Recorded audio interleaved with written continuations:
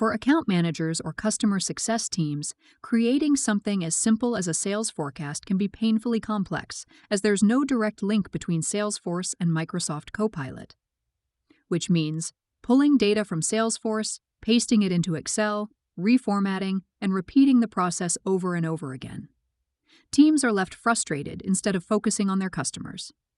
This is exactly the gap we set out to solve. Here I'm inside Microsoft Copilot, but instead of manually switching between tools, I'm using GPTfy to fetch all information for United Oil and Gas in just one step. GPTfy pulls the account's active opportunities and past performance directly from Salesforce and passes it to Copilot. Now I simply give Copilot my prompt. Create an Excel file with a sales forecast for next quarter. Include a forecast chart and historical charts for sales data.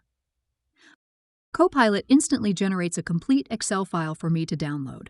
With one click, I get everything I need. Forecasts, charts, and insights, all in one place. No manual exports, no wasted clicks, and no risk of missing data.